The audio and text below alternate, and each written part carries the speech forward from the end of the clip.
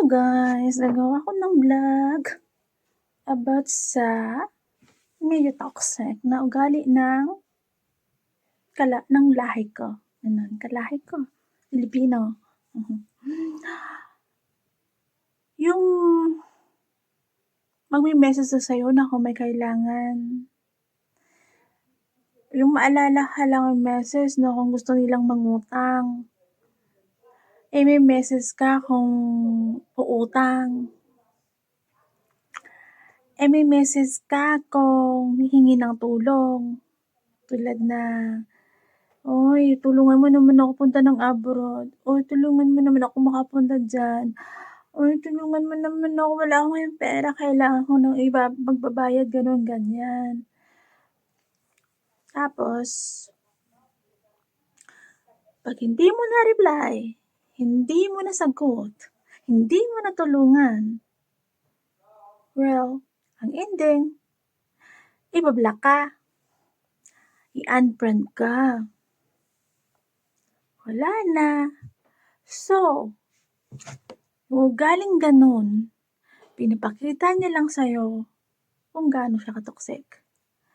Kung anong klaseng tao siya, nahihingi ng tulong, hihingi ng utang sa'yo. So, kung pinautang mo, paano ka? Simple na ka nga hindi mo pinautang, di ba? Paano pa kung pinautang mo, paano pa kung tinulungan mo? So, this is a one kind of toxic person. At, alam mo yun na pag may kailangan sila, may data, may wifi, may internet.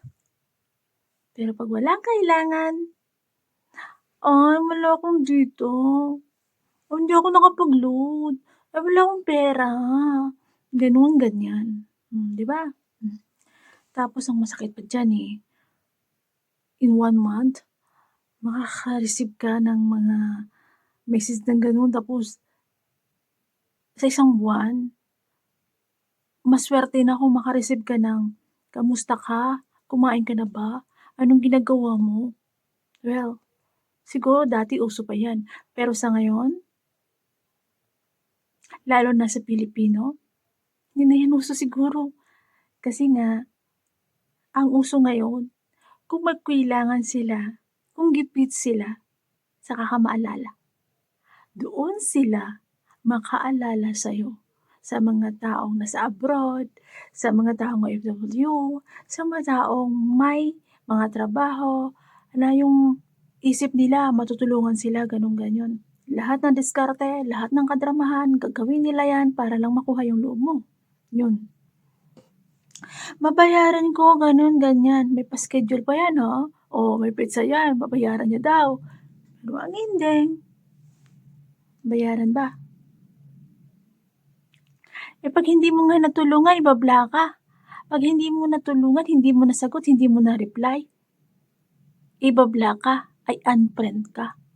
Alam mo ba ganun napakadali yun pag sinabi mo, "Uy, papuntahin mo ako dyan. Uy, i-request mo ako dyan. Uy, ganun, ganyan."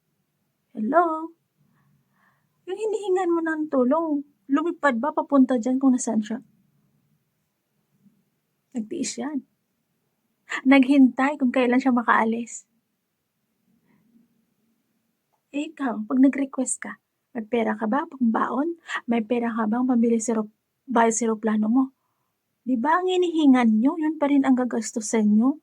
Kaya kung humihingi man kayo ng tulong, kung pwede lang magtiis din kayo. Maghintay kayo. Dahil hindi lang kayo ang inaasikaso. Kahit wala pa yung trabaho ang tao na yan na message nyo, hinihingan nyo ng tulong. Hindi nyo nakikita kung anong ginagawa niya. Araw-araw lahat tayo lumalaban sa buhay. Araw-araw lahat tayo may pinagdadaanan. May happiness, may loneliness. Ganun, di ba?